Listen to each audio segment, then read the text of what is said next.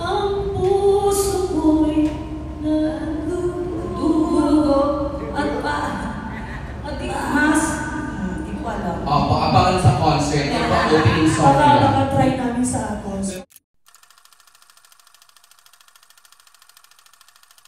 Yung mga kanta ng Aegis ay ginagamit ng mga sawi, ng mga broken-hearted. Ano daw po yung dahilan sa palagay niyo? Despite of this, bakit bagay pa rin po na pang Valentine's concert ang inyong music? Kuya Ray. Tama, diba? Nagulat. Kanina kasi Kuya Ray, yung sinabi ni Ate Judith na parang kahit ugugod-ugod na kami, tumingin siya sa'yo. Ayan. Ayan. Una-una ako, hindi ka lang matanda sa ganun. Diba? Ganun sila. I'm 62 na. Kaya... Pero di kayo mukhang 62, Kuya Kasi Ray. kulang. Dahil sa buhok nyo, puso-puso bakit labubo, di ba? Kaya nangayag ko siya mo. Ang tanong, Kuya Ray, anong inihanda ng merienda sa... Sorry, ang tanong, Kuya Ray, despite of yung music niyo po ay madalas ginagamit ng mga broken-hearted, mga sawi, ano po yung masasabi niyo na bakit bagay pa rin siya na pang Valentine's Day? Actually kasi ang kanta ng Aegis, parang love songs na lahat, love songs eh. Mga sawi, kaya ang lahat nakaka-relate.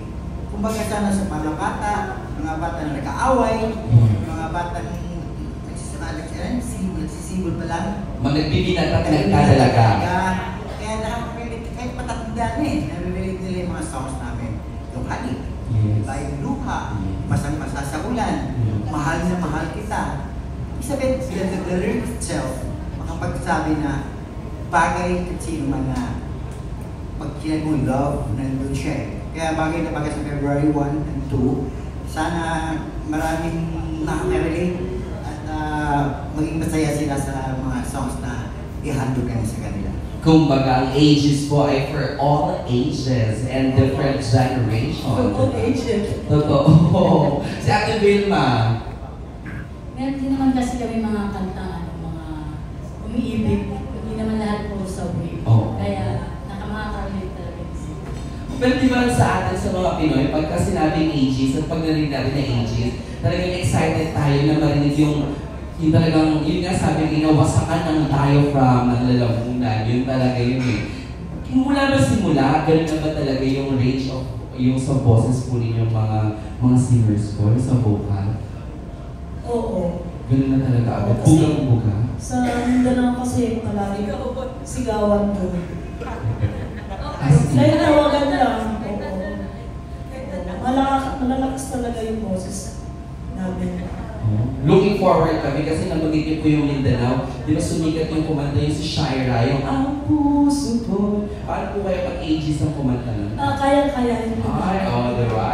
Pwede mo daw bang pasample nung Ang puso ko'y nalulugo at mas hindi ko alam. Opo, abangan sa concert. Ito ang opening song nila. Baka-try namin sa concert. Diba? Trending song. Lyrics lang ko lang, lyrics. Totoo, ayan. Ito naman, susunod ang magtatanong naman ay si Charmy Pagulong mula naman sa Philippine Star. Ay, nandiyan ka lang, Ate Charmy. Ay, poka ng table na dito, Hello. So ano po yung emotions na gusto niyo pag-feel ng mga audience during your concert? Mag-iyak ka na lang siguro. Emotion po talagang hindi po maalis sa amin na hindi kami iiyak, hindi kami malungkot. Pero nandun pa rin po naman yung masaya kami. Kasi nandun po sila sa concert namin na sumuporta po kami. Sumuporta po sila sa amin sa 1 and 2. Yun na yung emotion po namin na masaya po. Kaya na kahit po kami malungkot. Yun yung pong luha na naging halik. So for my second question ko, ano yung pinaka-na-miss mo kay Mercy? And then, ano yung mga changes after passing? Ano yun? Yung pinaka-na-miss niyo kay Miss Mercy? And then, ano yung mga naging changes after her passing? Yung ano po, makulit kasi yun. Tapos yung pag nagdamit siya, wala po sa amin eh.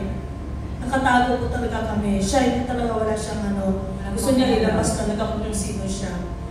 Tapos, ito, hindi naman namin kaya maglabas. Kaya yun po na-miss namin sa kanya na pag tumawa po siya, wala pong wagas po tumawa. Yun po talaga. Tapos mapagmahal po siyang kapatid. Kaya, yun na. Yun po. So yung na lang po, yung mga changes after her passing, yung si Twice, yung sa group, Yun po, kaming dalawa po. Kasi si Ken talaga, parang lang siya noon. Kasi talagang kami ni Marcy yung matagal na. Kaya kami yung nagsasaliwan pag saluin mo to, yun pala. Pero sa ngayon talagang pag sinabi ko sa kanya, ikaw ito, ako to, ikaw to, kailangan po namin magtulungan. Kasi wala na po si Marcy. Ito po yung first concert po na wala po siya. Kaya kailangan po namin magtulungan. Kung pwede po sila rin kumanta rin po. Kakanta rin po daw sila. Kasi si ate, pag once nakatingin na sa'yo, ibig sabihin kantahin mo na yun. Ako, hindi ako sanay sa ganun.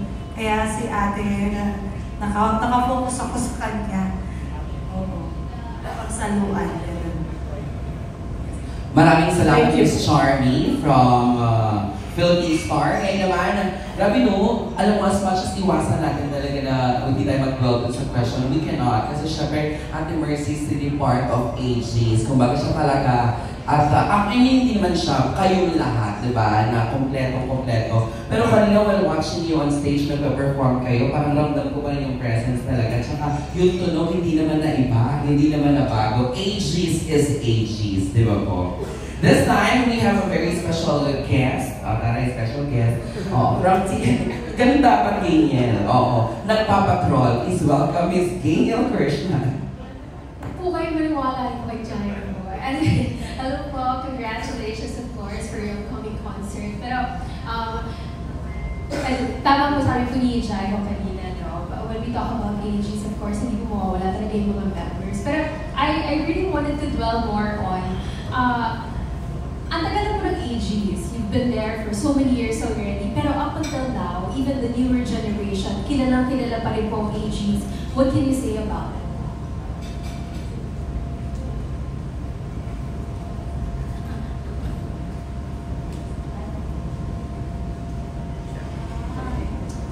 Kasi yung kanta namin, halos lahat nakaka-relate. Tsaka, kahit sino, nasasabayan siya. Kaya talagang hindi siya mawawala rin kahit matapos pa ng AGs. Nandun pa rin yung kanta. Wala matatapos sabi. But was there ever a time na parang, siyempre po marami na rin po mga bagong banda na lumalabas po ngayon and invited sa iba't ibang classic events. They're also doing different concerts.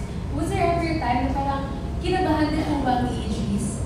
Na parang may mga bago na mas gusto yung generation, pero nandiyan pa rin naman po kayo. Actually, ginagawa namin sa mga live shows. Gumagawa kami ng mga repertoire, mga songs na medyo babagay sa mga bata. Halimbawa, pag nakikita namin na medyo maraming mga kabataan, iiba namin ang mga songs. Lalo sa mga cover songs na babagay sa mga kabataan. So, pwede naman kami mag-cover ng mga bagong mga kanta ngayon. Kaya, kumbaga sa gusto namin sakupin lahat ng nanonood.